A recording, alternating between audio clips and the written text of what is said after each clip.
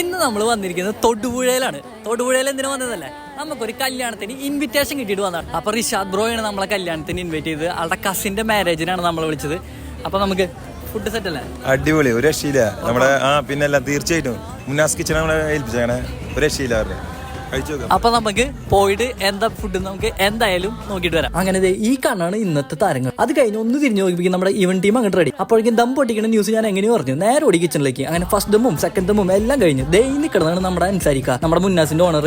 എന്താ ചെയ്യാ, സിമ്പിൾ മനുഷ്യൻ. അങ്ങനെ ജ്യൂസ് കുടിച്ച് പരിപാടി നമ്മൾ തുടങ്ങി. ഈ കിടക്കണ മീനുണ്ടല്ലോ, പഞ്ഞി പോലെ സോഫ്റ്റ് ആയിരുന്നു. അത് കഴിച്ച് നേരെ നമ്മൾ മെയിൻ കോഴ്സിലേക്കാണ് പോയത്. ബീഫ് ബിരിയാണിയും ചിക്കൻ കൊണ്ടാട്ടവും. ആഹാ അന്തസ്. അങ്ങനെ ആ ബിരിയാണിയും ചിക്കൻ കൊണ്ടാട്ടം കൂടെ ഒരുമിച്ച് കഴിച്ചു. എന്റെ മോനെ കിടിലം. തല ഒന്ന് ഞാൻ റൈറ്റിലോട്ട് ഓടിച്ചപ്പോ അവിടെ കിടക്കണ പഴംപൊരിയും പൊറോട്ടയും എന്നോട് പറയാ, എടാ സജി എടുക്ക്. അങ്ങനെ ആ പൊറോട്ടയും പഴംപൊരിയും ബീഫിനും നമ്മൾ അങ്ങോട്ട് എടുത്ത് മൂന്നും കൂടി ഒരുമിച്ച് അങ്ങോട്ട് പിടിച്ചു. എന്റെ മോനെ സ്വർഗം. പിന്നെ ഞാൻ ആ സ്വീറ്റ്സ് കൗണ്ടർ അങ്ങോട്ട് കീഴടക്കി. ബഡ്ജറ്റ് ഫ്രണ്ട്ലി ആയിട്ട് നല്ല ക്വാളിറ്റി ഫുഡ് സെർവ്